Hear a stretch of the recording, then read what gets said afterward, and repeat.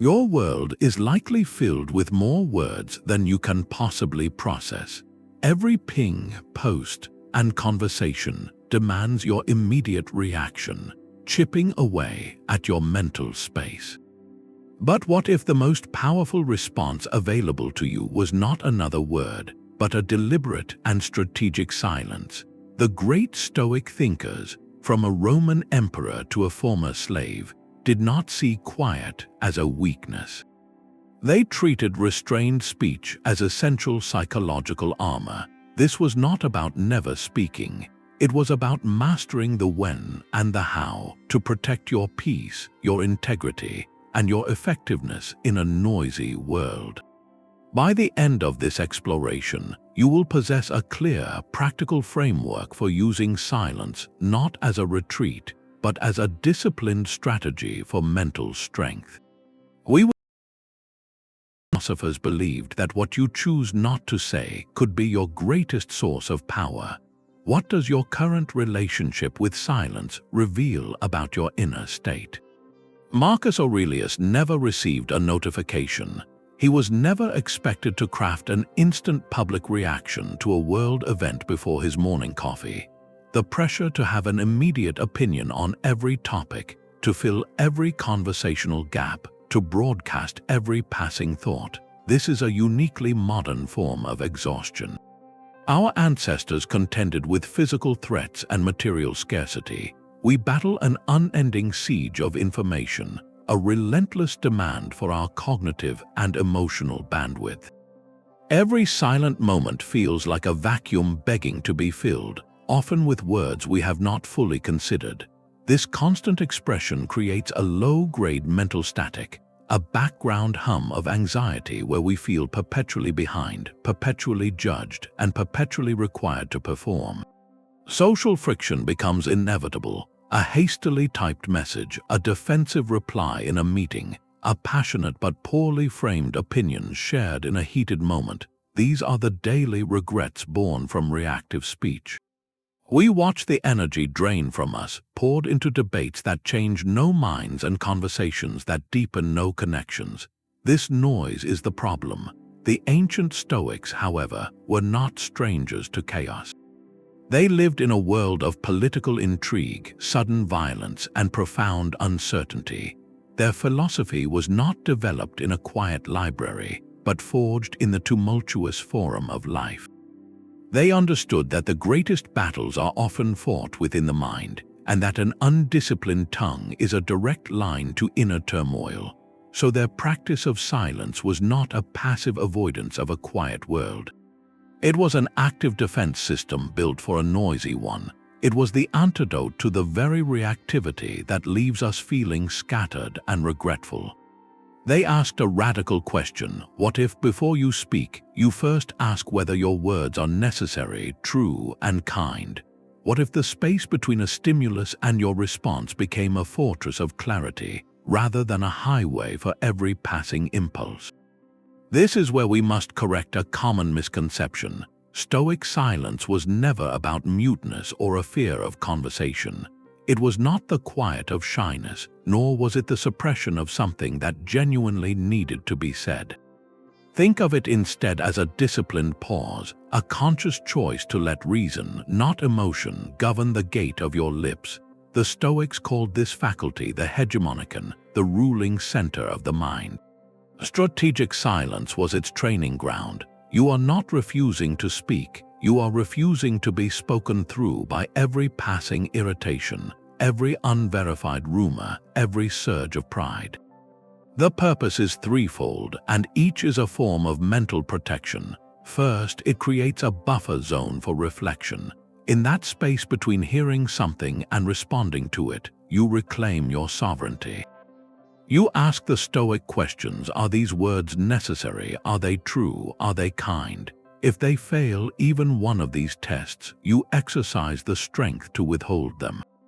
This instantly diffuses gossip, curbs angry outbursts, and stops you from making promises you cannot keep. Second, it transforms you into a deep listener. When you are not mentally rehearsing your next brilliant point, you can actually hear what another person is saying, and more importantly, what they are not saying. You gain information, you perceive nuance, and you build trust far more effectively than any monologue ever could. Finally, it ensures your words, when you do choose them, carry weight. They are no longer cheap currency devalued by overuse. They become deliberate, aligned with your principles, and therefore powerful. Each time you successfully navigate that urge to react with a cutting remark or a boastful claim, you are not being passive. You are actively strengthening your rational mind against the chaos of impulse. You are proving to yourself that you are in command. So this silence is not empty, it is full of potential energy. It is the quiet of the archer drawing the bow, not of the bow left unused in the corner. What might you hear in the world and in yourself if you stopped feeling compelled to fill every silence with sound? A fortress under constant siege does not leave its gates open to every passerby. The Stoic mind was that fortress, an inner citadel of reason and virtue they believed was our true self. And undisciplined speech, they observed, was like leaving the main gate unguarded. Every complaint, every piece of gossip you voice, every opinion you offer without invitation is an opening. It allows the chaos of the outside world, the shifting opinions of others, and the turbulence of your own raw emotions to march right into your central courtyard. You voluntarily expose your peace to every passing disturbance. Think of a moment when you felt compelled to correct someone's minor error in a group, or to share a juicy piece of news about an acquaintance. In that instant, what entered your citadel, it was not truth or connection. It was the fleeting thrill of being right, or the cheap currency of social gossip. You have allowed a frivolous opinion or a trivial drama to take up residence in your mind, cluttering the space meant for judgment and calm. This is the vulnerability. Your words are not neutral, they are invitations. They invite counter-arguments, they invite drama, they invite you to tie your happiness to things outside your control. The Roman statesman Seneca put it bluntly when he warned that we often suffer more in imagination than in reality, and our unchecked speech is the primary architect of that imagined suffering. By giving voice to every fear and grievance, we breathe life into monsters that might otherwise have remained shadows. So silence in this framework is the act of closing the gate. It is the sentry at your own mind who calmly asks for the purpose of the visit before granting entry. It is not a sign that the fortress is empty or weak, but a declaration that what is inside is too valuable to be disturbed by every petty skirmish happening outside the walls. A wise general does not deploy his finest troops to chase every stray arrow shot over the ramparts. He conserves their strength, their focus, and their energy for the battles that truly matter, for defending the heart of the stronghold. Your mental and emotional energy is that army. Strategic silence is how you keep it from being depleted in endless, meaningless engagements with irritations, distractions, and other people's agendas. When you feel that surge to react, to defend, to opine, that is the moment you choose to raise the shield. You let the pointless comment glance off. You absorb the minor slight without returning fire. You observe the foolish debate without feeling the need to join it. In that withheld word, you are not losing a battle. You are preserving your entire army for a war you actually choose to fight. Your inner citadel remains quiet, ordered, and under your command. So the next time you are in a conversation, consider yourself not just a participant, but the guardian of a sacred space. What are you allowing through the gate? Marcus Aurelius, the Emperor of Rome, kept a private journal not for publication, but for his own daily discipline. In those pages, he returns again and again to the idea of guarding his inner citadel. He writes, "You have power over your mind, not outside events. Realize this, and you will find strength." This is the cornerstone of his practice. For Marcus, true power was not about controlling the empire, but about mastering his own internal kingdom.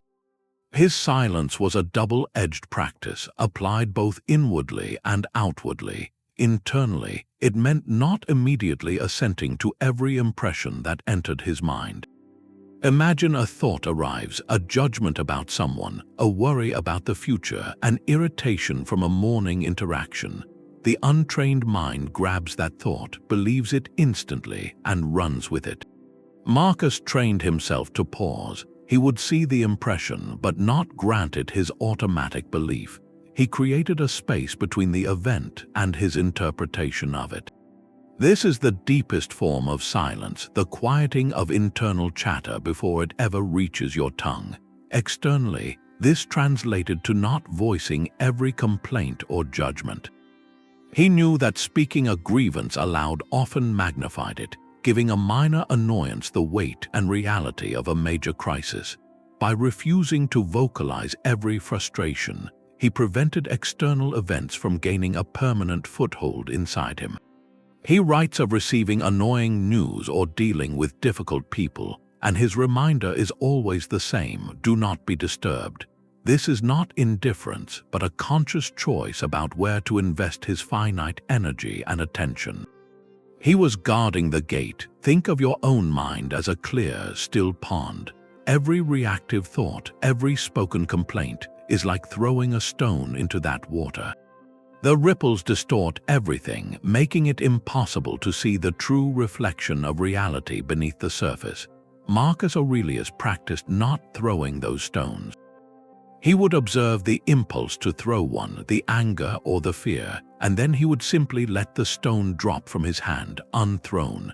The pond remained clear. His sovereignty over his own peace remained intact. This is why his journal is called Meditations. It was not a record of events, but a relentless training manual for his own perception. He was building the mental muscle to say, I see that impression, but I do not have to accept it as truth. I feel that urge to speak, but I do not have to act on it. In a world that demanded constant pronouncements from an emperor, his greatest act of authority was often what he chose not to say. How much of your own mental turbulence is caused by stones you have chosen to throw into your own pond? Seneca, the philosopher who advised an emperor, saw anger as a temporary madness.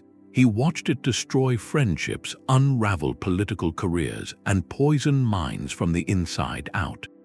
In his letters and his essay on anger, he identified the tongue as the primary weapon of this inner chaos.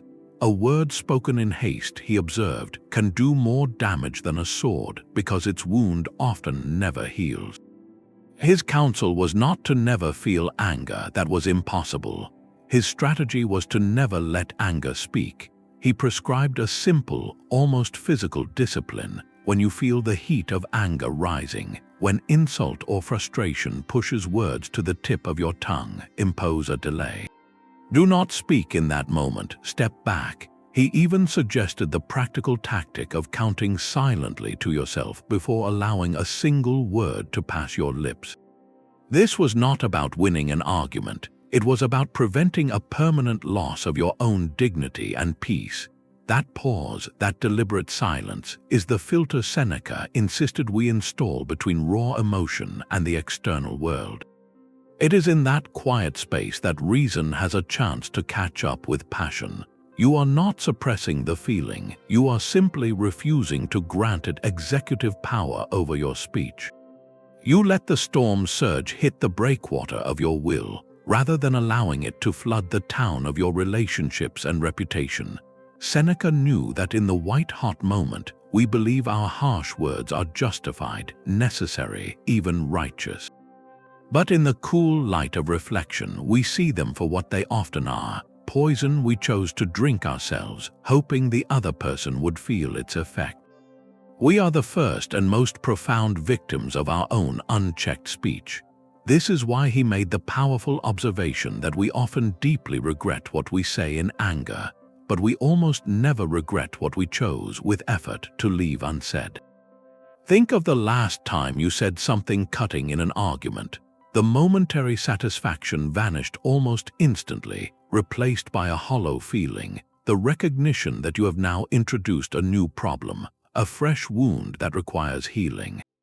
Contrast that with a time you swallowed a sharp retort. The initial frustration might have lingered, but it faded without collateral damage. There was no mess to clean up, no apology to craft, no trust to rebuild. In that withheld response, you protected not only the other person, but your own future self from regret. Seneca's delayed tactic transforms silence from a passive state into an active intervention. It is the emergency brake you pull when your emotional train is hurtling toward a cliff. It is you, in real time, choosing your long-term character over a short-term release. Every time you succeed, you reinforce a profound truth. You are not a puppet whose strings are pulled by every external provocation. You are the one who decides when and if the strings are cut. So the next time you feel that familiar heat, that urge to lash out with a clever, devastating remark, remember Seneca's count. Your most powerful reply might be the one you never voice at all. Epictetus, born into a life of hardship, understood powerlessness intimately. His philosophy, therefore, was not abstract theory but a survival manual for the soul, and at its heart was a disarmingly simple tool for everyday peace. He proposed a filter of 3 gates for every word we consider speaking. Before any sentence passes your lips, you must ask, is it true? Is it necessary? Is it kind? This was not polite advice. It was a rigorous mental discipline designed to protect you from yourself. The first gate, truth, demands alignment with objective reality.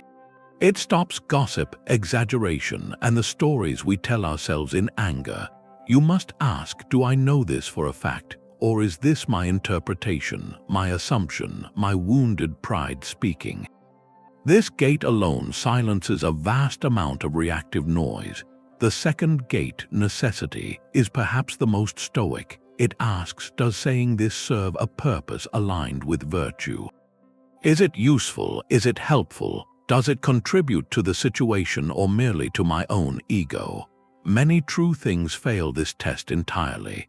Correcting someone's minor error in a group, stating the obvious flaw in a plan after the decision is made, venting a grievance that serves no purpose but to spread discontent. These are true but unnecessary.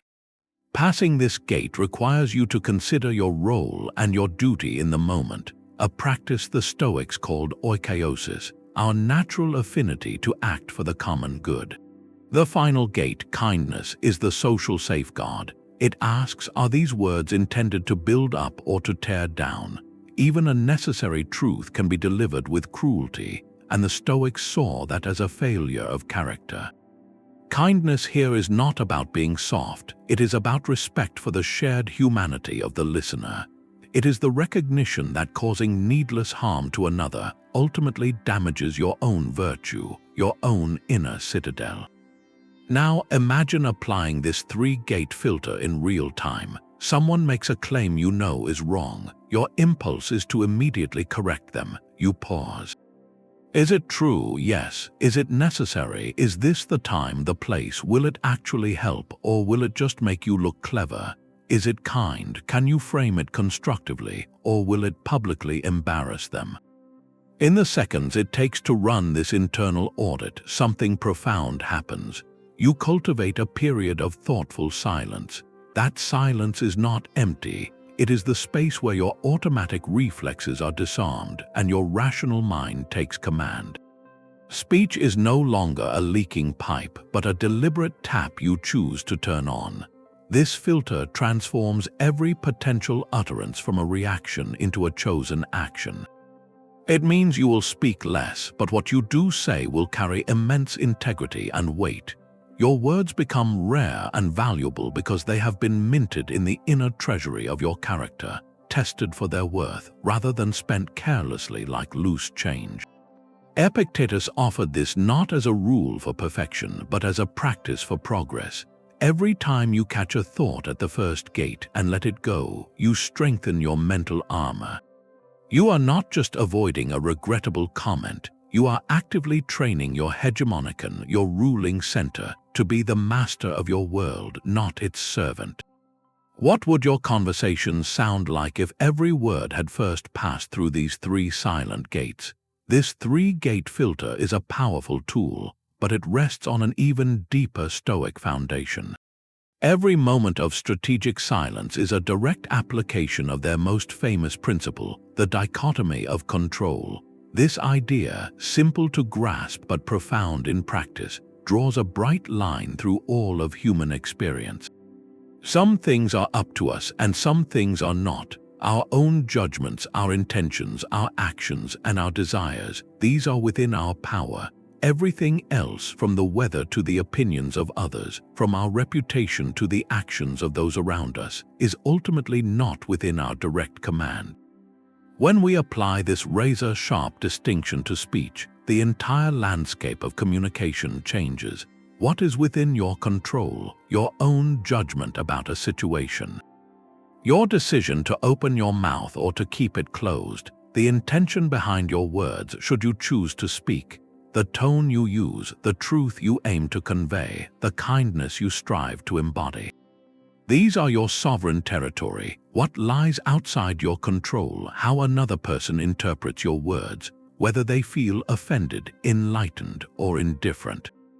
The gossip they might spread after a conversation, their pre-existing biases, their mood that day, their own capacity for listening. These are foreign lands, and trying to govern them is a recipe for endless frustration.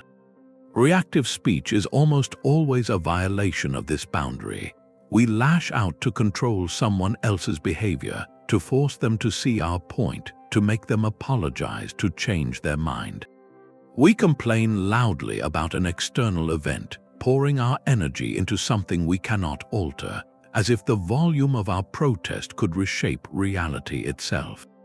In doing so, we hand over the keys to our inner peace. We make our emotional state dependent on an outcome we cannot guarantee. Strategic silence, then, is the ultimate discipline of staying within your own borders. It is the conscious choice to invest your energy solely in what you can command, your own vocal output. Before you speak, you ask, am I trying to control something outside my sphere? Is my goal to vent about an uncontrollable event or to manipulate another person's feelings? If the answer is yes, silence becomes the wiser, stronger path. You are redirecting that energy back to the only place it can ever be effective, your own character and response. Consider a common scenario. A colleague takes credit for your idea in a meeting. The reactive impulse is to immediately correct them, to seize back control of the narrative and your reputation in the eyes of the room, but apply the dichotomy.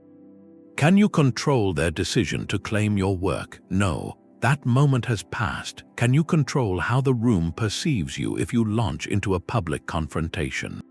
Not really. Their judgments are their own. What can you control? Your immediate reaction. Your decision to not escalate in the heat of the moment. Your choice to address the matter later, privately, with clarity and purpose. Your commitment to ensuring your contributions are documented differently next time. By choosing a pause, by swallowing that initial outburst, you are not surrendering. You are fortifying your position. You are refusing to let their action dictate your character. You keep your power concentrated on your next move, rather than scattering it in a defensive skirmish you cannot win. This is why silence feels so powerful when practiced correctly. It is not the absence of action. It is the most concentrated form of action focused entirely on your domain. You are building your inner citadel not by conquering external territory, but by perfecting the governance of your own. Every time you withhold a word aimed at controlling the uncontrollable, you strengthen your true sovereignty. So the next time words rise to your lips, let the dichotomy be your guide. Is this an attempt to manage my own world, or a futile effort to command someone else's? The power of strategic silence has nothing to do with checking out of life. This is a critical distinction. The Stoic aim was not to become a detached hermit, nursing a quiet contempt for humanity from a distance. That path leads to cynicism, a bitter isolation that serves no one, least of all yourself. The Stoic sage, the ideal they aspired toward, was deeply engaged in the world. He was a father, a citizen, a neighbor, a leader. His duty, his virtue, was to contribute. The silence he practiced was not a rejection of society, but a refined tool for navigating it more effectively. It was discernment in action, knowing when to listen and observe so that your eventual participation is wise, just, and impactful. Think of a judge in a courtroom. Her role is one of profound engagement. Her decision will alter lives. But before she passes sentence, what does she do? She practices a powerful, engaged silence. She listens to all testimony, observes the demeanor of the witnesses, and allows the facts to assemble in her mind without premature judgment. She is not withdrawn from the process. She is fully immersed in it, using her quiet attention as the essential foundation for a fair verdict. Her silence is not indifference. It is the highest form of respect for the gravity of her duty. Or consider a skilled leader navigating a team conflict. The instinct might be to immediately impose a solution, to speak first and loudest to assert authority.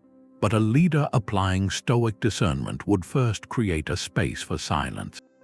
They would observe the dynamics, listen to each perspective without immediately taking sides, and allow the true root of the issue to surface. This silent observation is not passive. It is an active gathering of intelligence.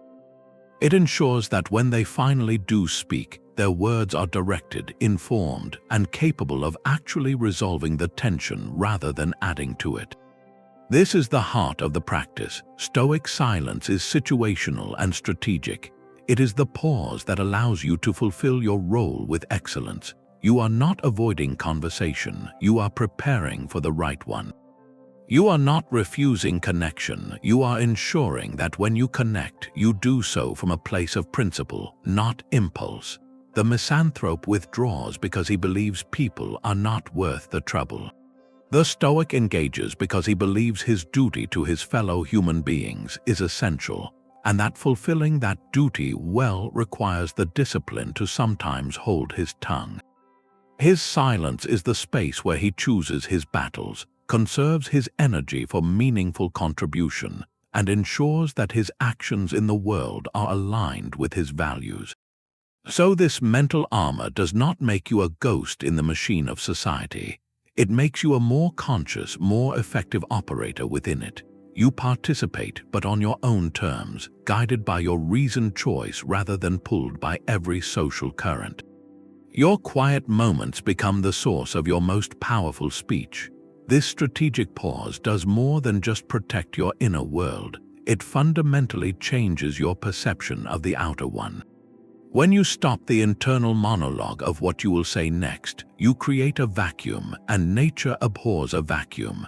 That space becomes filled with something far more valuable, the actual world unfolding before you. This is the active component of Stoic silence, the practice of intentional listening. It transforms quiet from a defensive shield into a powerful sensory tool, a means of gathering intelligence about the people and situations around you. You are no longer just waiting for your turn to talk. You are actively decoding reality. In any conversation, most of us are only partially listening. The majority of our mental energy is dedicated to crafting our rebuttal, refining our story, or defending our position. We hear the words, but we miss the meaning, the subtle shift in tone, the hesitation that reveals doubt, or the emphasis that signals true priority. Stoic silence disarms this internal preparer. By committing to not speaking until you have fully processed what is being said, you force yourself into a state of pure reception. You begin to hear not just the content, but the context. You understand the perspective behind the words, the unspoken fears or hopes that are driving them. This is not merely polite, it is profoundly strategic. In a negotiation, the person who speaks less often holds more power because they are learning more. They are discovering what the other party truly values, what their non-negotiable points are, and where their flexibility lies. Every word the other person offers is a clue, and an impatient interjection from you might shut down that flow of information permanently.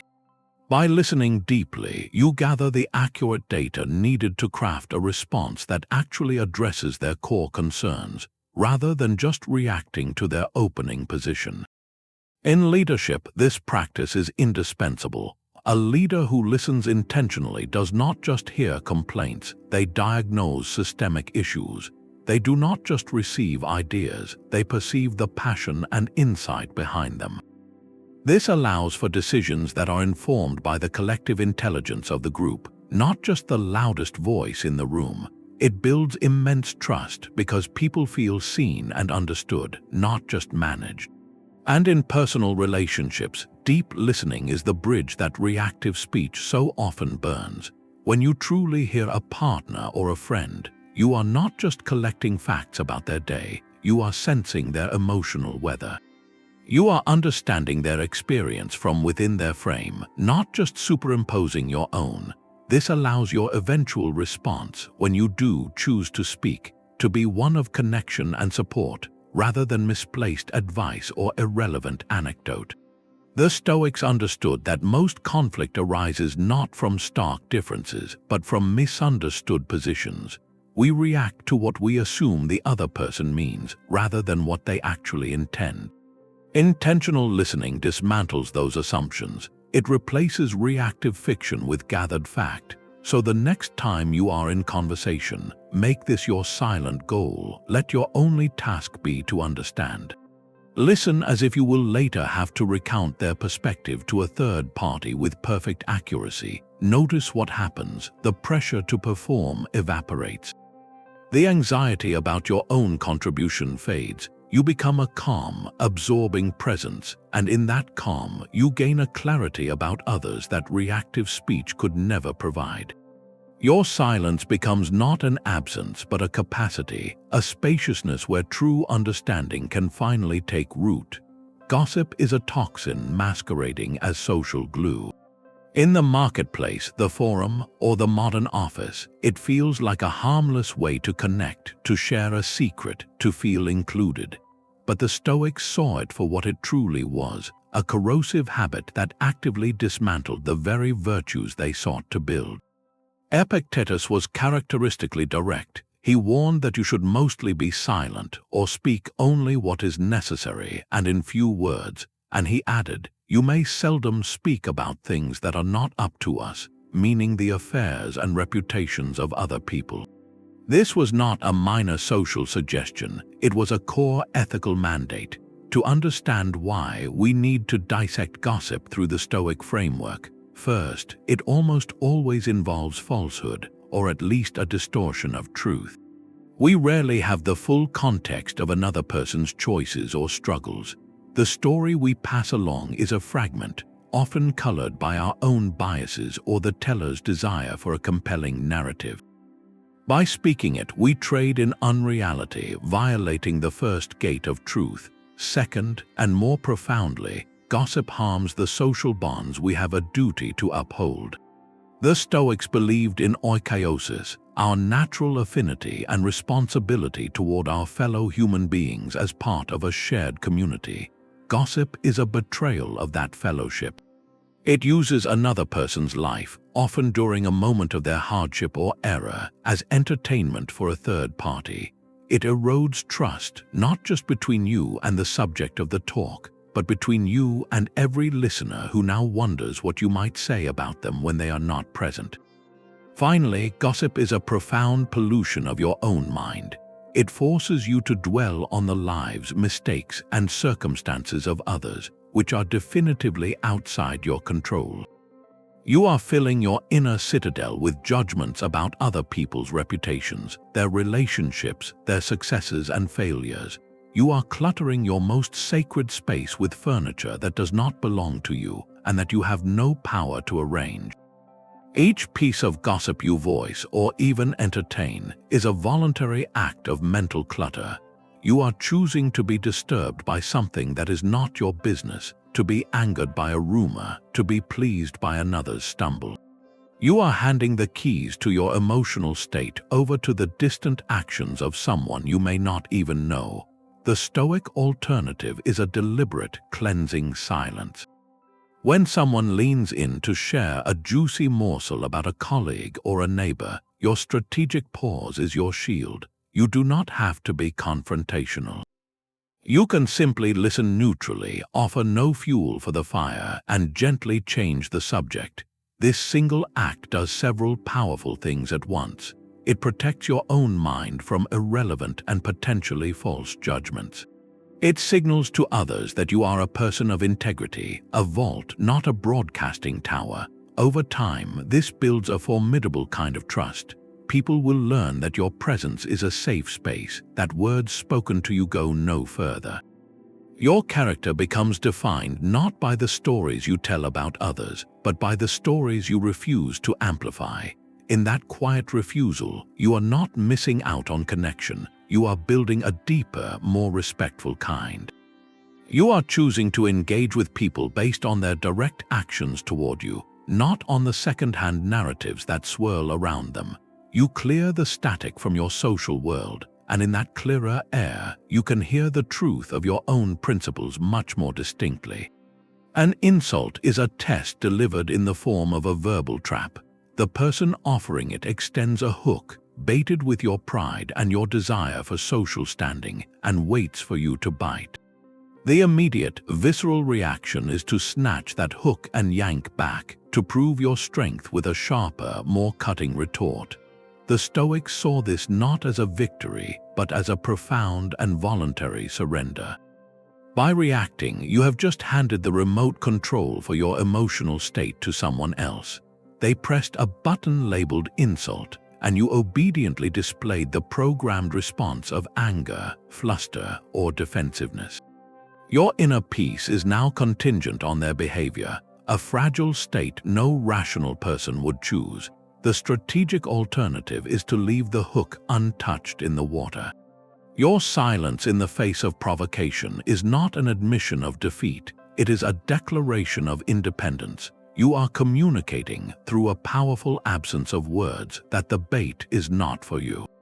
Your worth, your dignity, and your emotional equilibrium are not commodities that can be devalued by another person's opinion, no matter how loudly it is shouted. This requires seeing the insult for what it truly is, not a truth about you, but a truth about the person offering it. It is a reflection of their frustration, their poor judgment, or their own internal turmoil. Reacting would be like becoming angry at someone for shouting into a canyon and then blaming the echo. You are responding to a reflection, not the source. The ancient anecdotes are telling. There is a famous story often associated with philosophers where a critic approaches and unleashes a torrent of abuse. The philosopher listens calmly until the man finishes, exhausted, and then asks gently, if you gave a gift to someone and they did not accept it, to whom does the gift belong? The critic, confused, replies, it would still belong to me, of course. The philosopher smiles and says, precisely. And with that, he turns and walks away, leaving the man holding his own anger, his insult returned to sender, unopened and unused.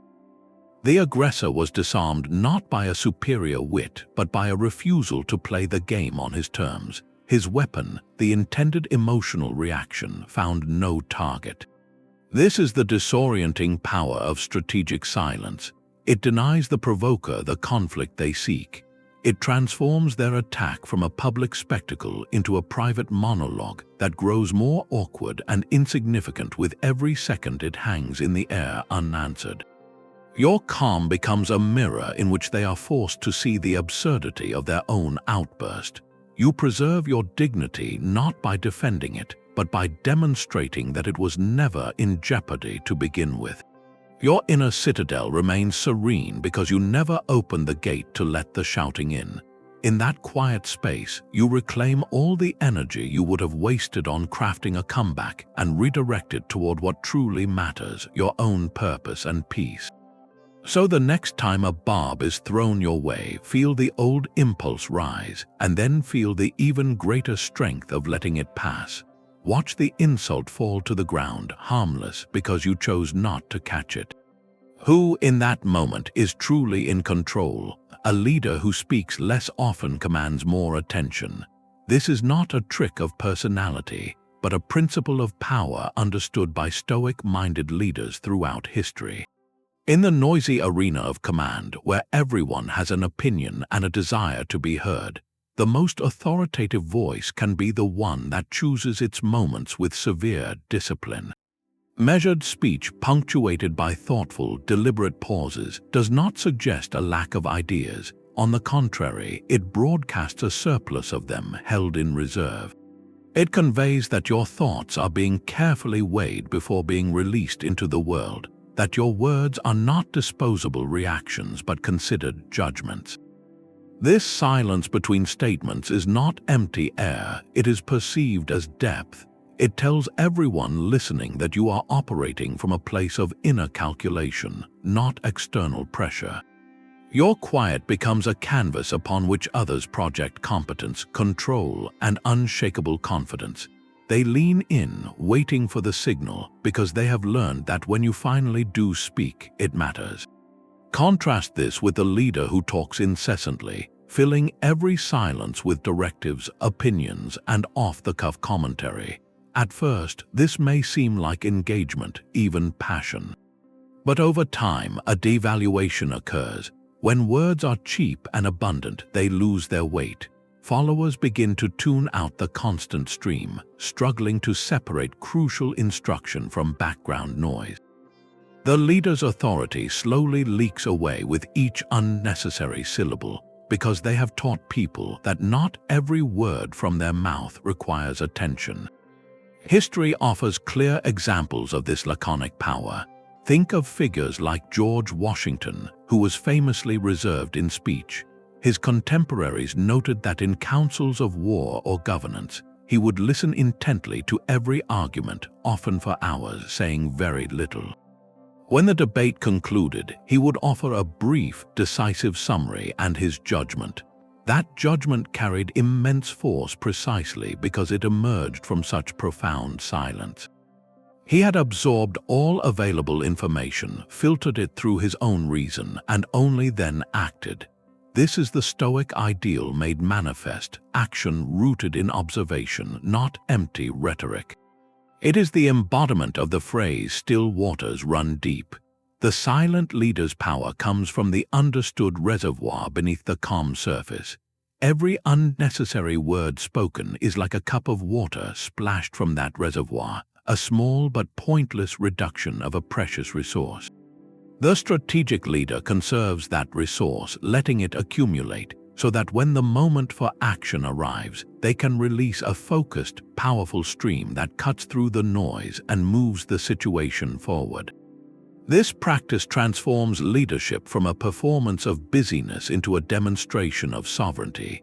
You are not leading by narrating every thought, but by modeling where attention should be placed on the problem, not on your commentary about it. Your silence gives space for others to contribute, think, and own their part of the mission. It builds a culture of thoughtfulness rather than reactivity. So ask yourself, does your speech as a leader in any context amplify your authority or dilute it? Does your silence invite people to listen more closely, or does your constant talk train them to listen less? The Stoic answer is clear: command respect by commanding your own tongue first, and let your actions, when they come, speak with unmistakable clarity. The most important decisions in your life deserve a quiet room. In our current rhythm, we often choose while in motion, scrolling through options on a screen, half listening to a podcast with a dozen tabs open in our mind. This is decision-making by distraction, a recipe for choices that feel fragmented and misaligned. The Stoics insisted that clarity of judgment requires clarity of environment, and the first environment to clear is the one inside your own head. They practiced creating deliberate silent space, not as a luxury, but as a non-negotiable prerequisite for wise action. This was their version of what we might call strategic incubation, a tactical retreat from the noise to consult a deeper source of guidance. For the Stoic, every significant choice was an opportunity to exercise virtue, to align an external action with an internal principle. Doing that well required hearing that principle clearly, above the din of fear, social pressure, or short-term desire. Their tool for this was a dedicated practice of quiet reflection, often at the bookends of the day. Marcus Aurelius wrote his meditations at night, reviewing his actions and preparing his mind for the day to come. Seneca advocated for an evening examination, a quiet audit of the day's events. This was not passive daydreaming, it was an active, focused use of silence. In that still space, they would mentally rehearse upcoming challenges, not with anxiety but with calm preparation. They would ask, what is within my control here? What would a wise person do? What action best serves my role as a parent, a citizen, a human being? This practice created a buffer zone between the impulsive self and the acting self. By confronting potential difficulties in the quiet of their mind first, they inoculated themselves against being blindsided by emotion in the moment. The chaos of the forum, the pressure of the crowd, the sting of an insult, these things had less power because they had already been met and disarmed in the silent theater of their morning or evening meditation. The goal was to enter the fray not with a blank slate, but with a pre-loaded script of principle, written in the quiet where their best self could speak without interruption. They referred to this inner wisdom, this guiding principle, as the daemon, a kind of inner divine spark of reason. Decision-making silence was the method for tuning into that frequency, for shutting off the static of the world's opinions to hear the steady signal of your own cultivated judgment. Think of it as the ultimate executive session. Before a major board decision, the chair calls for a closed-door meeting, a space free from outside influence where the core advisors can speak frankly. Your silent reflection is that closed-door meeting with your own daemon, your inner council of one. You are stepping away from the crowded boardroom of external demands to consult the sole advisor whose loyalty is unquestionably to your virtue and your long-term peace. You ask the hard questions in that quiet, and you wait for the answer that resonates with integrity, not convenience. In our world, we outsource this consultation constantly. We poll our friends, we scour the internet for reviews, we seek endless validation for choices that only we can ultimately make. The Stoic practice redirects that energy inward. It builds the muscle of self-trust. It says, create the silence, pose the question, and listen. The first answer that comes might be fear or greed or laziness. But in the sustained quiet, a clearer, quieter voice can emerge. It is the voice that knows the right, if difficult, path. That voice is what you are making room for. So before your next significant decision, however large or small, grant yourself this tactical retreat. Close the tabs, step away from the crowd, and create just 5 minutes of intentional silence. Do not seek an answer immediately, just hold the question in the quiet. You are not being indecisive. You are allowing the sediment of distraction to settle, so you can finally see what has been lying, clear and still, at the bottom of your own mind all along. Every word you speak costs you something.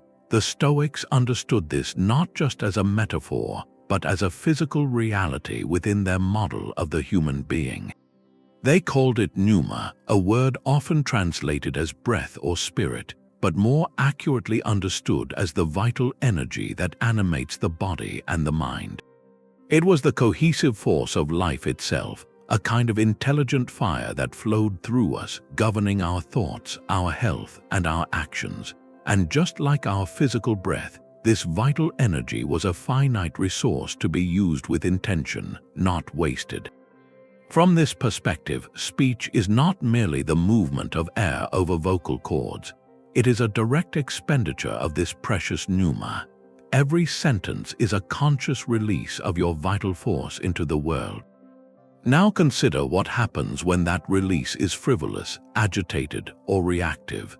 Think of a time you spent an hour venting about a minor frustration or engaged in a heated, pointless debate online. At the end, how did you feel? You likely felt drained, scattered, even physically tired. That is the sensation of your pneuma being scattered, like throwing a handful of fine sand into a strong wind. The energy is gone, dissipated into the ether of conflict or complaint, leaving you with less fuel for what truly matters. This is the physiological dimension of the mental armor. Strategic silence is the practice of conserving that vital breath. When you feel the surge to complain, to gossip, to correct someone unnecessarily, and you consciously choose to withhold the words, you are not just being polite. You are performing an act of energetic integrity. You are keeping your pneuma contained, concentrated, and under your command. It remains circulating within your own system, available to power your discernment, your resilience, and your next meaningful action. The Roman statesman Seneca, deeply interested in the link between philosophy and health, hinted at this when he advised against being too loose with our words. He saw agitated speech as a symptom of a disordered mind, and a disorderly mind, in the Stoic view, was one where the pneuma was turbulent and uncontrolled. By practicing silence, you are calming that inner turbulence. You are allowing your vital energy to settle into a state of coherent, ready power. Imagine your pneuma as the charge in a battery. Frivolous speech is like leaving all your devices on, with screens blazing and apps refreshing in the background. The power drains rapidly, leaving the battery weak when you finally need it for an important task. Purposeful silence is the discipline of turning off those background apps. You close the unnecessary programs of complaint, judgment, and idle chatter. You conserve the charge. Then, when a situation demands your full presence, when you need to offer comfort, make a critical decision, or articulate a profound idea, you have a full battery. Your words emerge not from a place of depletion and strain, but from a reservoir of concentrated energy. They carry a different weight because they are powered by your entire being, not just your reactive emotions. This transforms silence from a mere social tactic into a holistic practice of self-preservation. You are managing your most fundamental resource, so the next time you feel the urge to speak, pause and sense the energy behind it. Is it a calm, directed flow you wish to share, or is it a turbulent leak born of irritation? Your silence is the valve that decides where your vital breath will go, to feed the winds of distraction, or to fortify the fire of your purposeful mind. This silent conservation of energy was a daily discipline, a form of training the Stoics called askesis. This word is the root of our term ascetic, but it carried no sense of self-punishment. Askesis was simply the practical, repetitive exercise of virtue, the way an athlete trains their body for the games. For the Stoic, life itself was the arena, and every interaction was an event. Strategic silence was one of their most fundamental training drills. Think of it like a runner choosing to train in the rain, or a soldier marching with a heavy pack. The discomfort is not the point, the strength forged from enduring it is. Each time you feel the sharp urge to deliver that witty put-down, to lean into a piece of gossip, or to voice a complaint about the weather or the traffic, you are standing at a training station. The easy, automatic path is to speak, to get the social reward, to release the tension. The path of askesis is to pause, to feel that urge fully, and then to consciously let it pass without action. You are not repressing the feeling, you are observing it and choosing a different, more virtuous response. In that moment of withheld speech, you are doing the mental equivalent of holding a difficult plank position. Your will is the muscle trembling under the strain of social habit, and you are strengthening it through resistance. Every successful repetition makes the next one slightly easier, building the endurance of your character. This is how virtues become habits, not just ideas. You do not become courageous by reading about bravery, but by choosing the courageous action in a moment of fear. You do not become disciplined by admiring the concept, but by enacting it when your impulses pull you elsewhere. silence practiced as askesis trains the core virtue of self-command. It is the daily, unglamorous workout for your hegemonicon, your ruling center. No one may see you do it, no one will applaud. The reward is internal, the quiet satisfaction of knowing you governed yourself according to reason, not reflex. This transforms mundane moments into a sacred gymnasium. That frustrating wait in a long line becomes an opportunity to practice patience without vocalizing your annoyance. A colleague's boastful story becomes a chance to practice humility by listening rather than competing. The cold morning becomes a lesson in enduring discomfort without complaint. Each silent victory, however small, deposits a little more resilience into the bank of your character. Over time, these deposits compound. The person who has trained for years in the small disciplines of silence does not suddenly lose their composure in a major crisis. They have a deep reserve of self-control to draw upon, built from thousands of unnoticed repetitions. Their inner citadel is not a fragile idea, but a fortress hardened by daily, deliberate exercise. So view your next temptation to speak reactively not as a nuisance, but as an invitation to train. Your silent choice is the repetition that forges an unshakable mind. The digital world is our new forum, a space of endless conversation where the pressure to perform is relentless. Every platform functions as a public square, demanding your opinion on the latest controversy, your reaction to a stranger's highlight reel, your curated slice of life to prove you are present and relevant. This constant digital performance is a direct mirror of the social pressures the Stoics navigated, amplified to a global scale and operating at the speed of light. The outrage cycle, the comparison trap, the anxiety of the unread notification, these are not personal failings. They are features of an environment designed to capture and monetize your attention. Your mental space is the territory being contested. Applying Stoic armor here is not about abandoning technology, but about deploying strategic digital silence. This begins with a radical act of curation over your inputs. Just as a Stoic would not allow every passerby in the forum to shout into their mind, you must not grant every algorithm and influencer unfettered access to your attention. This means muting accounts that primarily traffic in anger, unfollowing sources that make you feel inadequate, and turning off non-essential notifications that fracture your focus. You are not missing out on information, you are performing triage on your cognitive environment, letting in only what serves your growth and peace. The next layer is the practice of the pause before you post. This is the digital application of Epictetus's 3 gates. Before you share, comment, or hit reply on a contentious thread, impose a deliberate delay. Ask yourself, is this true? Is it necessary? Is it kind? More specifically, is this reaction serving a purpose, or is it merely feeding the machine with my emotional energy? Will this comment contribute to understanding, or will it only add to the noise? That moment of hesitation is your modern sentry at the gate.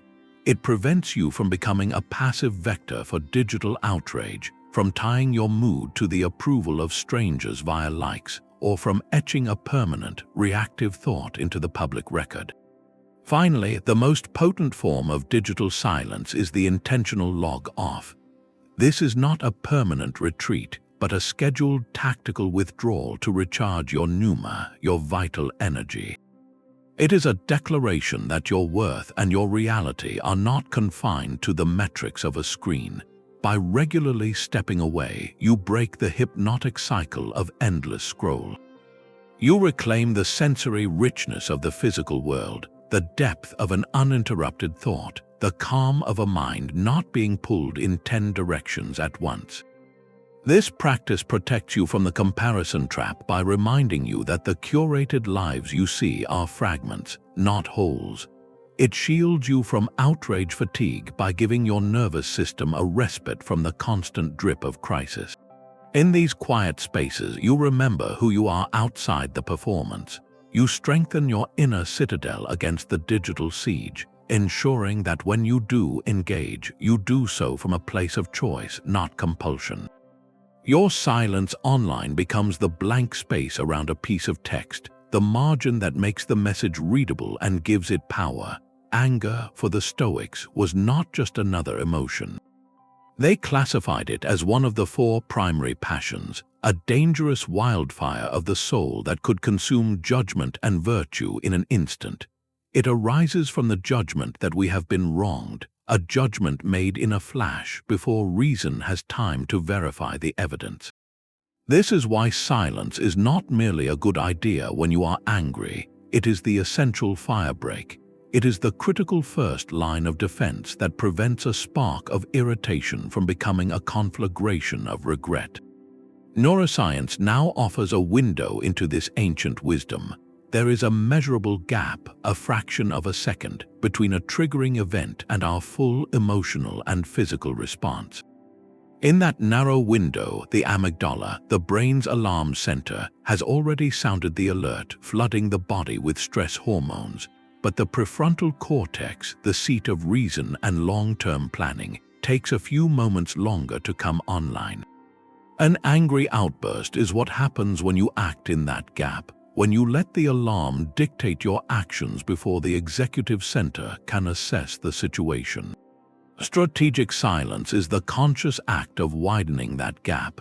It is the deliberate pause that gives your prefrontal cortex the precious seconds it needs to engage. You are not stopping the feeling, you are intercepting the automatic reaction. Seneca, who wrote an entire treatise on anger, provided brilliantly practical techniques rooted in this principle of silence. His first and most famous advice was to simply walk away. If a conversation is heating toward rage, physically remove yourself. This act of silent departure is not cowardice. It is a tactical retreat that changes the entire battlefield. By leaving, you break the sensory feedback loop, the sight of the other person's face, the sound of their voice that fuels the emotional fire. You create literal space, which becomes mental space. He also advised changing your posture and your expression. If you are standing, sit down. If your face is contorted, consciously relax your muscles. If your voice is rising, force it to lower. These are not tricks, they are physiological interventions. The body and mind are in a constant dialogue. By deliberately adopting the physical posture of calm, you send a powerful signal back to the emotional brain that the emergency is over. You are using the vessel of your body to quiet the storm within it. But perhaps his most universally applicable advice was the practice of delay. Do not respond in the moment. Postpone the conversation, even if just for an hour or a day. Tell the other person, and more importantly, tell yourself, I will address this when I am calm. This scheduled silence is a profound act of self-command. It transfers the power from the impulsive self to the reasoning self. It moves the confrontation from the chaotic theater of raw emotion to the orderly chamber of considered thought. In that waiting period, something transformative happens. The initial heat of the insult begins to cool. You start to see the event from a slightly wider angle. You might realize the comment was careless, not malicious. You might see your own role in the escalation. Or you might confirm that a real wrong needs addressing, but now you can plan how to address it effectively from a place of strength rather than weakness. Each of these techniques, the walk, the posture shift, the delay, is a form of enacted silence. They are not about having no reaction, but about choosing a reaction that serves your long-term peace and purpose. They are how you install a governor on the engine of your emotions, ensuring you have control over your speed and direction, even when the road gets rough. So the next time you feel that familiar surge, that tightening in the chest and the heat in your face, remember the gap. Your most powerful move is to claim that space with silence, and in the quiet, ask what your wiser self would do next. Your silence becomes your signature. In a world saturated with constant commentary, the person who speaks rarely and with purpose stands out not by volume but by contrast. This is the paradox of influence through restraint. We mistakenly believe that to lead, to persuade, to shape outcomes, we must dominate the conversation. We equate airtime with authority, yet the Stoics observed a deeper truth, that true power often flows not from what you say, but from the weight of what you choose to say. When you break a habitual silence, people lean in. They instinctively sense that your words have passed through a more rigorous filter than most. This selective speech builds a reputation for seriousness, a virtue the Romans called gravitas. Gravitas was not about being grim or humorless. It was the cultivated weight of character, the sense that a person's actions and words were considered, reliable, and aligned with a stable moral core. A person of gravitas did not need to announce their principles in every sentence, because those principles were evident in their measured conduct. Their very presence commanded a respectful attention. Think of the most influential person you have ever met. It is unlikely they were the loudest in the room. More often, they were the ones who listened intently, who offered observations only after others had spoken, and whose few sentences seemed to crystallize the entire discussion. Their influence came from the demonstrated quality of their judgment, not the quantity of their pronouncements. They exemplified the Stoic belief that virtue is taught more effectively through action than through speech. You cannot lecture someone into integrity, but you can demonstrate it with every choice you make, especially the choice to withhold words that would undermine it. This creates a persuasive power that eloquence alone can never achieve. A fiery speech about patience is forgotten in minutes, but the consistent example of someone who remains calm under provocation, who responds to haste with a deliberate pause, leaves a lasting imprint. That person is not telling you how to be, they are showing you what it looks like. Their controlled action becomes a silent argument for a better way. Your own habitual silence, therefore, is not a withdrawal from influence. It is the slow, steady construction of a platform. Each time you resist the trivial comment, the reactive opinion, the unnecessary correction, you are depositing a small measure of trust into your social account. You are proving that your words are not cheap. Then, when a moment arrives that truly demands your voice, when you see a need for clarity, for courage, or for compassion, you draw from that account. Your words arrive with the full backing of your established character. They carry an authority that the perpetual talker has long since spent. In that decisive moment, your restrained speech does not limit your influence, it becomes the very source of its power. The strength of Stoic silence is not a fortress to hide within, but a command post from which to act with precision. This mental armor has a clear and vital purpose: to ensure your words are weapons of virtue, not of impulse. It is therefore crucial to understand where its boundaries lie. This practice is not a license for cowardice, a shield for complicity, or an excuse to avoid necessary confrontation. The Stoics were not quietists. They were deeply engaged citizens who believed that speaking truth, especially when it is difficult, could be a profound duty. The difference lies entirely in the quality and intention behind the speech. A Stoic would never use silence to tolerate injustice, to enable harmful behavior, or to shirk the responsibility of giving honest, constructive feedback. In fact, to remain silent in the face of a genuine wrong, when you have the capacity to address it, would itself be a failure of virtue. It would be a violation of your duty to the common good. The Roman statesman Cato the Younger, a figure admired by later Stoics, famously used his voice in the Senate to relentlessly oppose corruption, knowing it made him enemies. He spoke not from anger, but from a reasoned commitment to the principles of the Republic. His words were his service. So how do we navigate this? The three gates of Epictetus provide the flawless guide. The obligation to speak arises only when your potential words can pass through all three. First, they must be true. This means you are speaking from verified facts and clear observation, not from rumor, assumption, or personal grievance. Second, they must be necessary. Is speaking up the only way to address this? Will it serve a constructive purpose, protect someone from harm, or correct a meaningful error?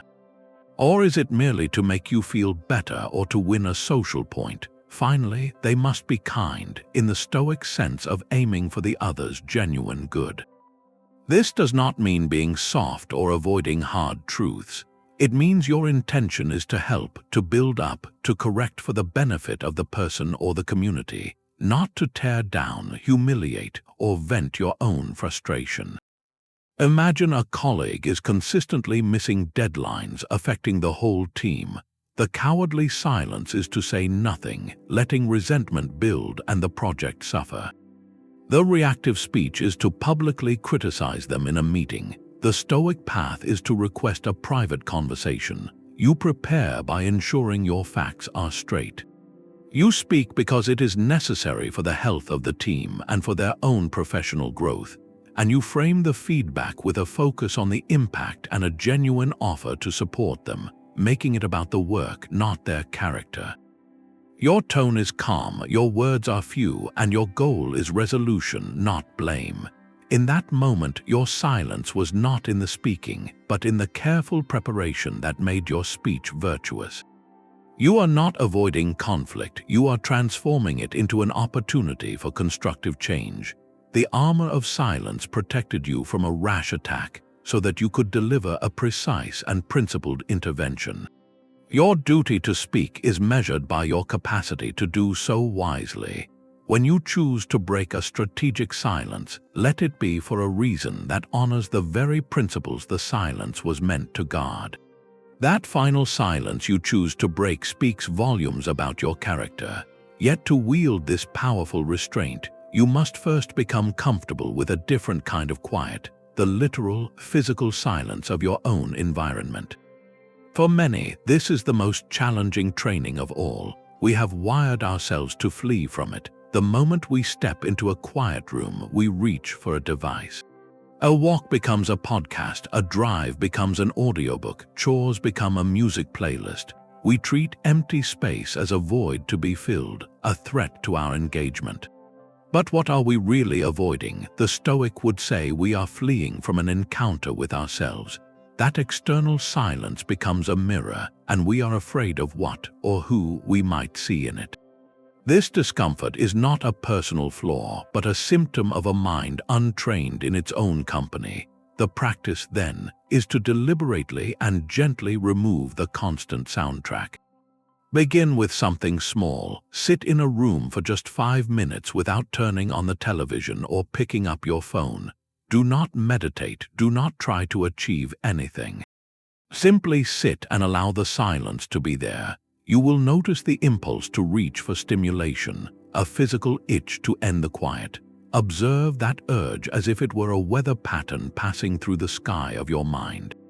It is not you, it is a conditioned reflex. The goal is not to fight it, but to witness it without obeying it. This is the foundational training for your inner citadel. You are proving to yourself that you can exist fully without an external narrative telling you what to think or feel. Next, try a walk without headphones. Let the world enter your senses unfiltered. Hear the rustle of leaves, the distant hum of traffic, the rhythm of your own footsteps. Your mind will rebel at first. It will chatter, it will feel bored, it will scream that this is a waste of time. That chatter is the very static you are learning to clear. By not feeding it with another podcast or song, you allow it to expend its energy and gradually settle. In that settling, something subtle emerges, a deeper layer of awareness. You begin to notice your own thoughts not as a frantic monologue, but as passing clouds. You gain space from your own reactions. This practice directly strengthens your mental armor against two common invaders, boredom and restlessness. We often confuse these states with a problem in our environment, a lack of interesting things. The Stoic reframes them as a failure of inner resource. If you are dependent on the outside world to entertain your mind, you are perpetually vulnerable. Your peace is held hostage by circumstance. Cultivating comfort with external silence builds an inner library of calm. It teaches you that you carry your own source of interest and stability within you. You are reducing your dependency, neuron by neuron, on the constant drip of external stimulation. This is not about condemning music or learning. It is about reclaiming your sovereignty over your attention. When you can be at peace in a silent room, you have taken a monumental step. You have demonstrated that your well-being is not contingent on the noise of the world. You have strengthened the walls of your citadel so that when you do choose to open the gates to conversation, to music, or to ideas, it is a conscious choice of welcome, not a desperate grasp for distraction. The quiet outside becomes the fertile ground where the quiet inside can finally take root and grow. That inner library of calm is built upon a foundation of quiet thought.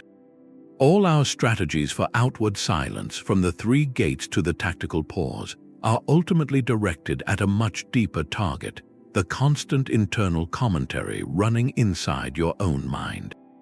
This is the true battlefield. Before a word ever leaves your lips, it has already been spoken, argued with, and judged a dozen times in the theater of your thoughts. You replay old conversations, scripting better retorts. You preview future ones, anticipating every possible objection. You cast instant judgments on everyone you see and every event you experience. This is the noise behind the noise, and it is here that the ultimate Stoic practice takes root. They called it prosoch, a word meaning attention or mindfulness. But this was not a passive awareness. It was a disciplined, vigilant observation of your own inner process. The goal was to witness the parade of thoughts, impressions, and judgments without automatically giving them your assent, without believing them to be absolute truth. Think of your mind as a clear sky. Your thoughts are not the sky itself. They are merely clouds passing through. Some are dark and stormy, full of worry or anger. Some are light and fleeting, mere daydreams. The untrained mind mistakes itself for the weather, believing I am angry or I am anxious. Prosoch is the practice of stepping back to realize I am the sky and I am experiencing a cloud of anger passing through. This shift is everything. It creates a tiny but critical space between the stimulus and your identification with it. In that space, you find the possibility of true internal silence. It is not the absence of thought, but the absence of entanglement with every thought. You learn to observe the urge to complain without becoming the complainer. You notice the flash of jealousy without letting it dictate your mood. You see the rehearsal for a difficult conversation without getting lost in the imaginary drama. This is the peaceful mental base from which all outward silence naturally flows. When you are not internally chattering, you have no compulsion to externally chatter. The need to prove yourself, to correct others, to fill the air simply evaporates. Your calm is no longer an act you perform. It is the authentic state of your inner landscape. Achieving even brief moments of this internal silence is the ultimate goal of the mental armor. It is why Marcus Aurelius spent his mornings writing reminders to himself, not about empire, but about perception. He was practicing prosoch, pulling back from the clouds of imperial duty to rest in the sky of his own reason. Each time you succeed, you strengthen a profound truth. You are not your thoughts. You are the conscious space in which they appear, and in that quiet, spacious awareness, you find the clarity to choose which thoughts, if any, deserve to become words in the world. A genuine disagreement presents a critical test for this entire philosophy. Most conflicts escalate not from the core issue itself, but from the emotional noise surrounding it. The immediate reaction is to defend, to explain, to prove a point, launching a volley of words that only thickens the fog. A Stoic-informed approach turns this instinct on its head, using silence not to avoid the conflict, but to navigate through it with clarity. The method is a 3-stage process, a deliberate choreography of quiet and speech. It begins counterintuitively with an intentional silence the moment tensions rise. This is not the cold, dismissive quiet of someone shutting down. It is a conscious, tactical pause. You are creating a buffer zone, a space for the initial heat of emotion, both yours and theirs, to dissipate like steam from a kettle. You might say, "I need a moment to think about this," or simply take a slow breath before speaking. This initial silence serves as a circuit breaker, preventing the short circuit of reactive anger from frying the wiring of the conversation. It is you, in real time, applying Seneca's delay and guarding the gate of your inner citadel. Within that quiet space, your goal shifts from preparing your rebuttal to practicing profound, active listening. This is the second stage, and it is where most arguments are won or lost before a single constructive word is spoken. Your entire focus becomes understanding the other person's perspective from within their frame. You ask open questions not to trap them but to explore. You paraphrase what they say to confirm your understanding. You listen for the underlying concern, the fear, or the value that is feeling threatened. Are they arguing about a messy kitchen because the issue is dishes, or because they feel a lack of respect and shared burden? This deep listening, powered by your initial silence, often reveals the true shape of the conflict, which is almost never the surface-level topic being debated. It transforms the other person from an opponent to a human being with a legitimate, if differently expressed, need. Finally, and only after this foundation of quiet understanding, do you move to the third stage, measured speech. Your words now are filtered through the three gates, but with a specific Stoic focus. You speak only about what is within your control, your own actions, your misunderstandings, and your proposals for a solution. You avoid diagnosing their intentions or attacking their character, territories firmly outside your command. Instead of saying, "You never listen," you might say, "I feel unheard when I share an idea and it isn't discussed." This simple shift moves the conversation from blame to shared reality. Your speech is aimed squarely at the common good, at a resolution that serves the relationship or the shared goal, not at the petty victory of being right.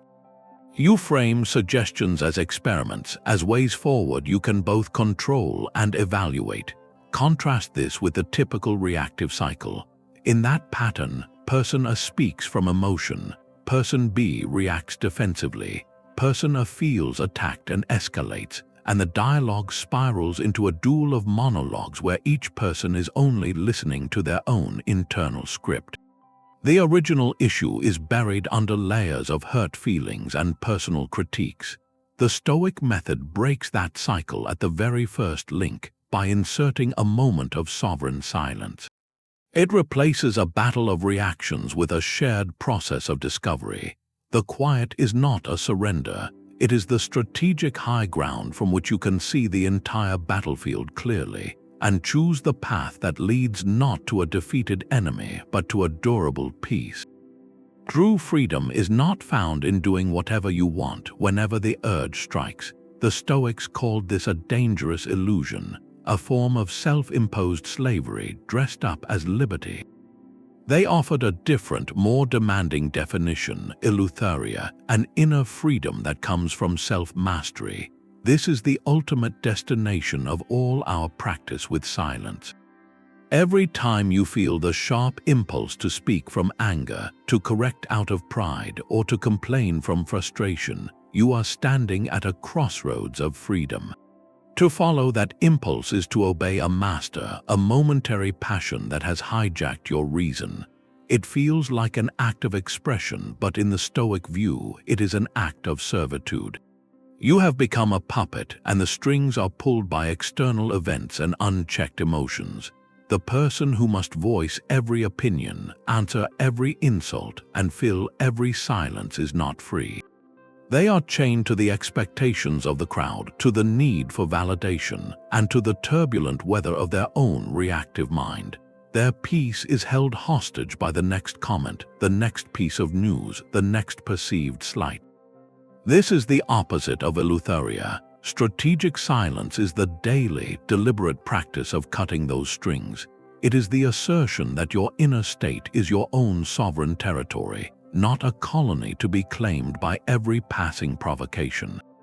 When you choose the pause over the outburst, you are not suppressing your freedom, you are exercising its highest form. You are declaring from a place of quiet strength that your worth and your equilibrium are not negotiable commodities in the social marketplace. They are non-negotiable principles of your inner constitution. This freedom is not granted by others. It is won through thousands of small, invisible acts of self-command. Think of it as the difference between a leaf in a storm and the deep roots of an oak. The leaf is at the mercy of every gust, tossed and turned without any say in its direction. It has motion but no autonomy. The roots are still, silent, and unshakable because they are anchored to something solid beneath the surface. Your practice of restraint is what grows those roots. Each time you successfully navigate an urge without capitulation, you drive your anchor of character a little deeper into the bedrock of your own reasoned choice. You are not avoiding the storm of life, you are developing the structure to withstand it without being torn from your center. This inner freedom, eleutharia, is what allows you to engage with the world from a place of choice, not compulsion. You can listen to a fierce criticism and choose to find the useful kernel within it, because your sense of self is not threatened. You can witness foolish behavior without feeling the need to publicly condemn it, because your peace does not depend on correcting the folly of others. You can participate in a heated debate without becoming heated yourself, because your goal is understanding, not victory. Your silence becomes the spacious ground from which truly free action can grow. It is the quiet that proves you are no longer a slave to the next notification, the next argument, or the next wave of social opinion. You have liberated yourself from the need to perform, to justify, and to constantly manage the impressions you make on others. In that liberation, you find a calm power. You are finally free to listen, to observe, to think, and to act according to your own deepest principles, not the loudest noise in the room. So the next time you feel that familiar pull to react, ask yourself a simple question: who is in charge right now? Is it you, or is it the impulse? Your silent answer is the very measure of your freedom. Centuries before Marcus Aurelius ruled Rome, another culture had already perfected the art of powerful silence. The Spartans of ancient Greece were famous for their laconic speech, a term derived from Laconia, the region they called home. Their replies were famously brief, sharp, and devoid of any superfluous words, not out of a philosophical pursuit of virtue, but as a reflection of a culture that valued action, discipline, and ironclad control. A legendary story tells of King Philip II of Macedon, father of Alexander the Great, who was expanding his empire toward Sparta. He sent a threatening message to the Spartan leaders, stating simply, "If I invade Laconia, I will raze your city to the ground." The Spartan reply consisted of a single word, "if." This was not just a witty retort, it was a masterclass in psychological warfare delivered through restraint. By refusing to engage in Philip's boastful narrative, by offering only that one conditional word, the Spartans dismantled the threat. They exposed its hypothetical nature and communicated an unshakable confidence without raising a single sword or uttering a lengthy defiance. In another account, a foreign ambassador spoke at great length to the Spartan assembly, waiting for a response. After a long silence, the presiding elder finally said, "As for what you have said, I have forgotten the beginning, and I did not understand the middle, so the end is meaningless." The power here was not in the content of the critique, but in the prolonged, unnerving quiet that preceded it, a silence that made the eventual dismissal utterly devastating. The Spartan motivation was cultural, a form of social armor for a warrior society. Brevity was a strategic advantage in diplomacy and a mark of tough, masculine character. They saw excessive speech as a sign of weakness, of a mind clouded by frivolous thought. While their aims were different, the outward effect bears a striking resemblance to the Stoic practice. Both recognize that uncontrolled speech leaks power. For the Spartan, it leaked military and social advantage. For the Stoic, it leaked the vital energy of pneuma and the sovereignty of the inner citadel. The crucial distinction, however, lies in the foundation. Spartan Laconicism was about external image and cultural conformity, a hard shell for a specific way of life. Stoic silence is about internal governance and universal principle, a flexible armor for the human soul. The Stoic adopts brevity not to appear tough, but to be clear.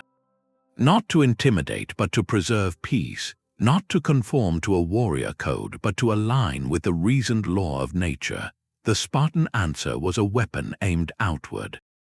The Stoic pause is a shield held inward, which then allows for speech that is, when necessary, just as precise and powerful. The parallel shows us that across cultures and centuries, discerning minds have arrived at the same tactical truth, that what you refuse to say often holds more force than everything you could possibly utter. The philosophy simply asks us to wield that force not for dominance over others, but for mastery over ourselves. These philosophical principles are not meant to be admired from a distance. They are tools for living, and like any tool, they require regular, simple practice to feel natural in your hand. The goal is not perfection, but progress, turning strategic silence from a conscious effort into an automatic reflex. Let us translate Stoic theory into a few practical exercises you can begin today, each designed to build your mental armor in small, manageable ways. Start with just one. The first is what we might call the one-meal silence.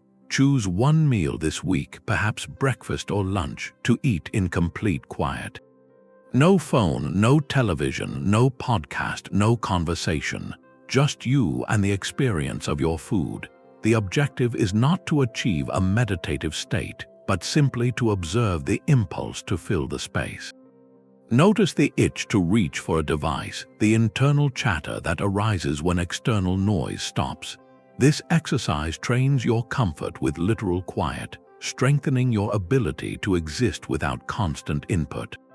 It is a direct workout for the muscle of your attention, teaching you that you can be fully present without a narrative guiding you. The second practice is a one-day audit using Epictetus's 3 gates. For a single day, commit to running every potential utterance through that simple filter. Before you speak, text, or post, pause and ask internally, is it true? Is it necessary? Is it kind? You will be astonished at how much of your habitual speech gets filtered out at the second gate. That passing comment about the weather, that minor correction of a colleague, that piece of office gossip you were about to share. The point is not to become mute, but to become aware.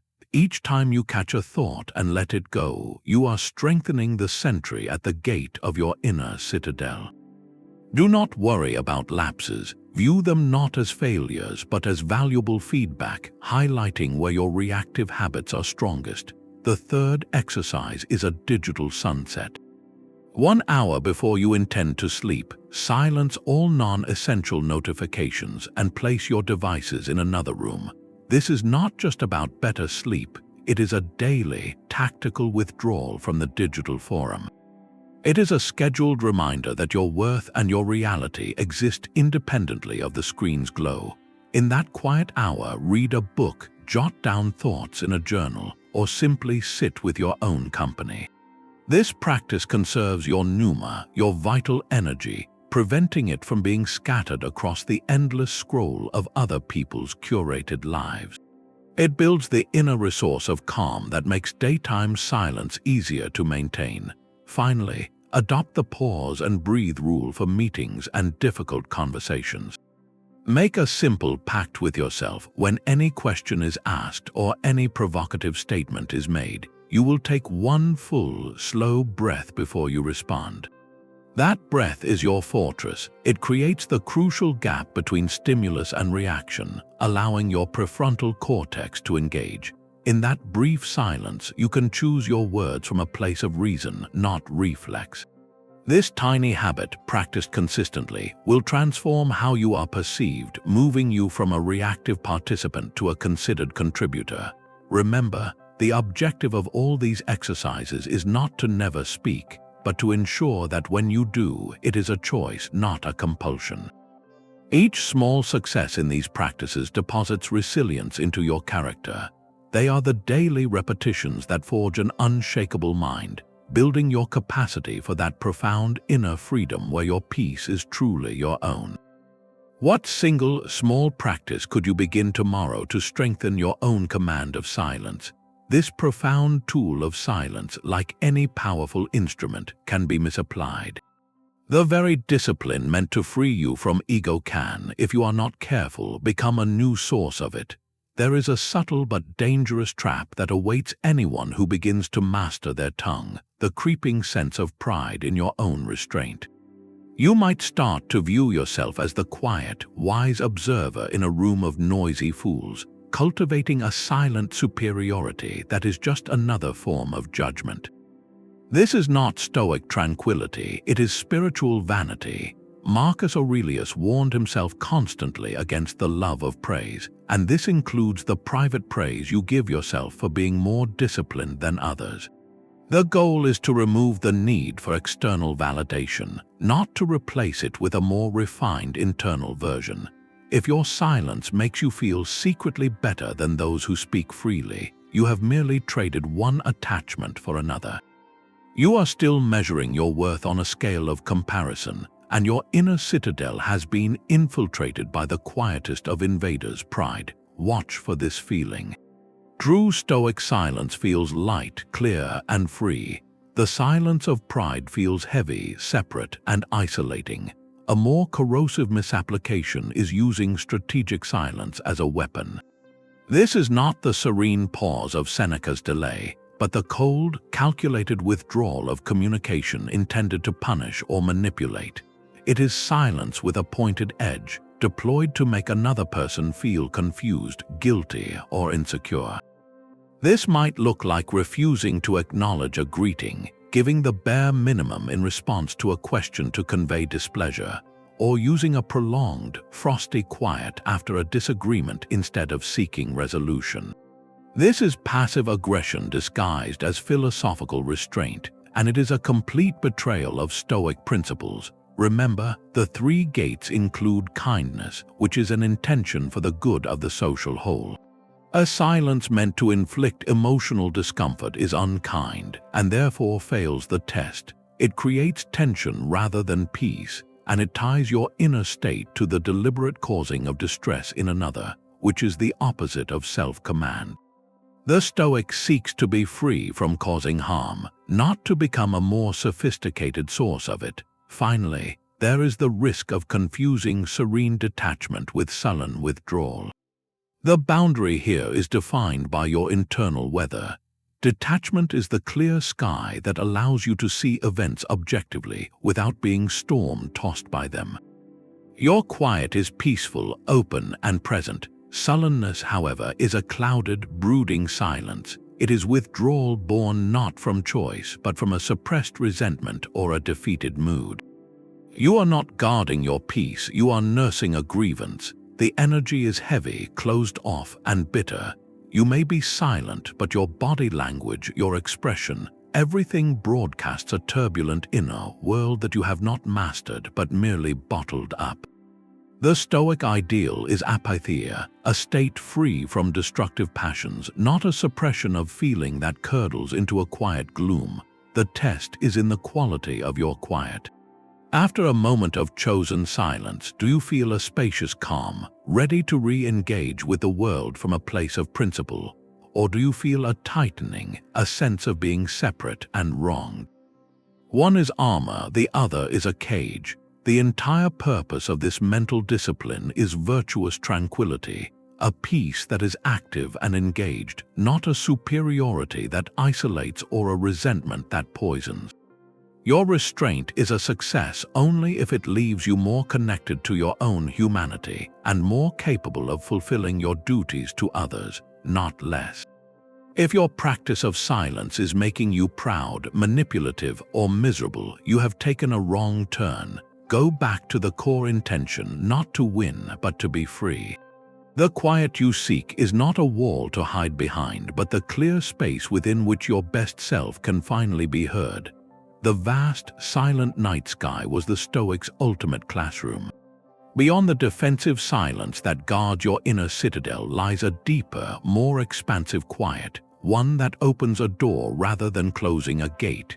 This is the silence of contemplation, a deliberate stillness that allows you to listen not just to others, but to the universe itself. The Stoics called this practice theoria the contemplation of nature and the cosmic order, the logos. It is in our own external and internal silence that this profound reflection becomes possible. When you quiet the chatter of daily concerns and social performance, you create the necessary acoustics to hear a grander, more ancient rhythm. You step out under a clear night sky, away from the city's glow and your phone's glare, and you simply look up. In that sustained, wordless attention, something shifts.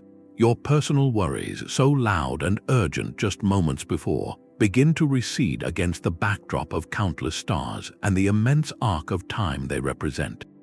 This is not an escape from reality, but an immersion into its truest scale. The practice of theoria uses silence as the lens through which to observe the logos, the rational principle that Stoics believed wove through all of nature. In the quiet, you are not just thinking about the cosmos, you are attempting to perceive its order, its cycles of growth and decay, its breathtaking complexity operating with a harmony that requires no human commentary. This contemplation fosters a deep and genuine humility.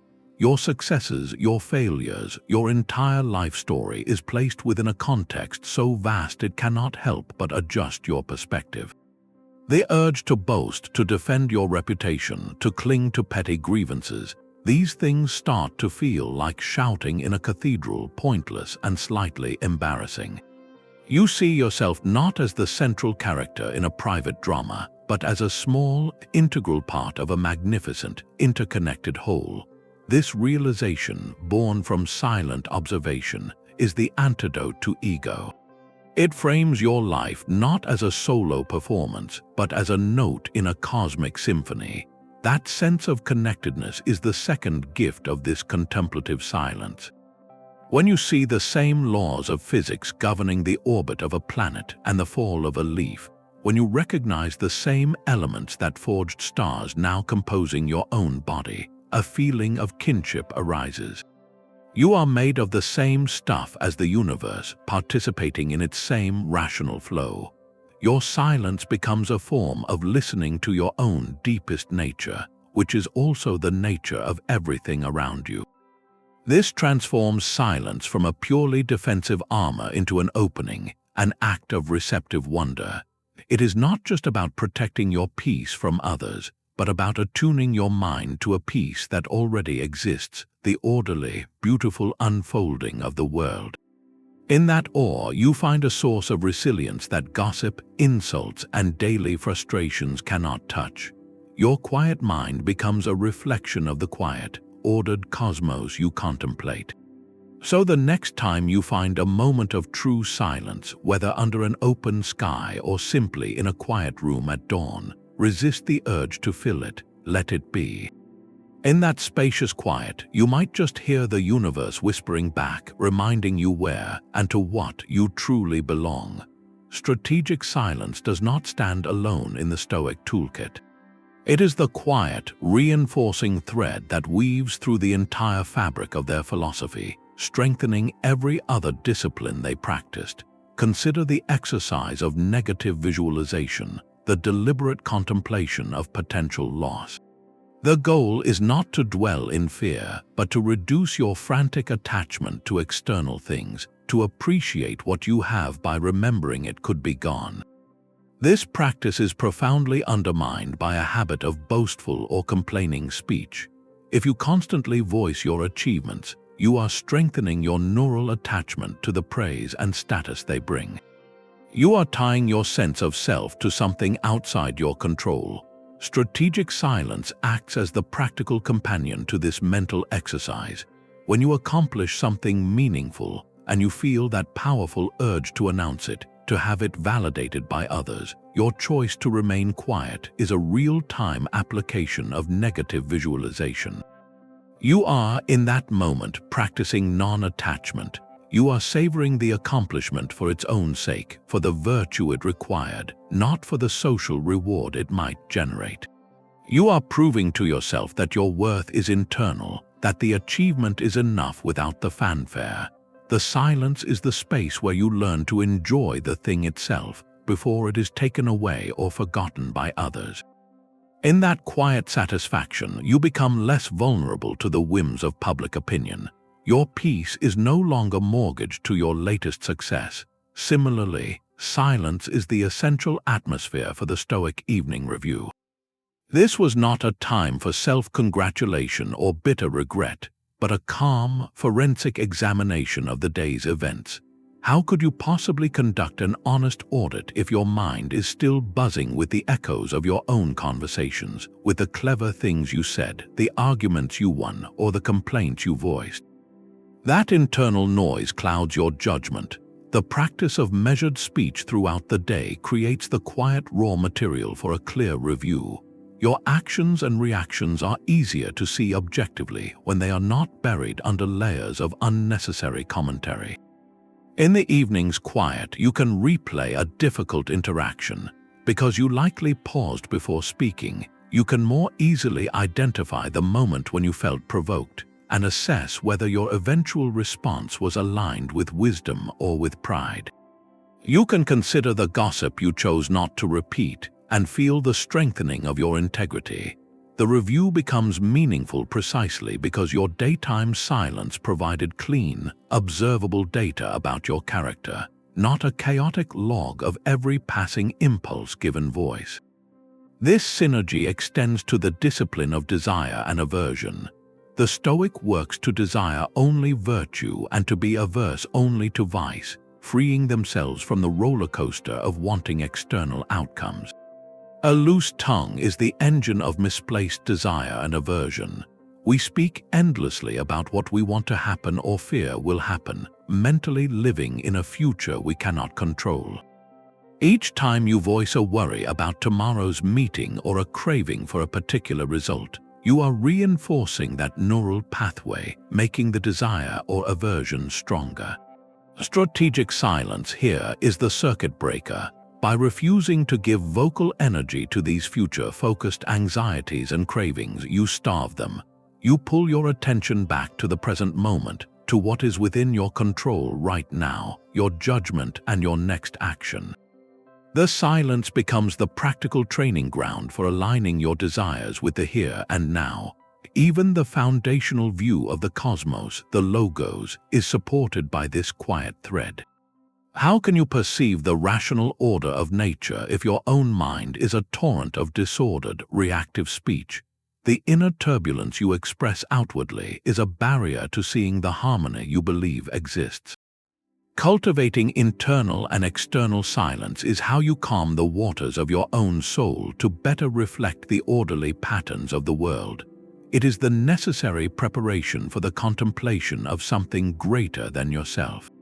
So this mental armor is not a separate piece of equipment. It is the polish that makes every other tool more effective, the quiet background that allows the melody of other virtues to be heard clearly. When you weave strategic silence into your day, you are not just doing one thing, you are strengthening the entire Stoic way of life from the inside out. This mental armor is not a relic from a quieter age, but a living discipline for a world drowning in noise. The Stoic practice of strategic silence is not about becoming a stone, but about becoming a fortress, dynamic, resilient, and purposefully engaged. It is a threefold discipline that fortifies the mind by creating space for reason over reaction, conserves your vital energy by preventing its wasteful scatter into every minor conflict, and ultimately enhances your effectiveness by ensuring your actions and words emerge from clarity, not chaos. This is the core argument, the quiet truth these thinkers passed down. Their silence was the psychological armor they wore into the forum of life, a defense not against the world itself, but against the internal turbulence that external events so easily provoke.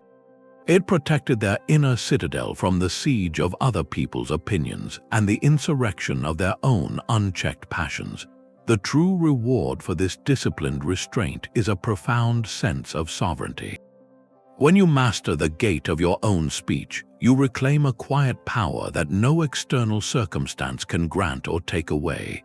You discover a peace that is not dependent on everything going right, but on your capacity to respond rightly from a center you control.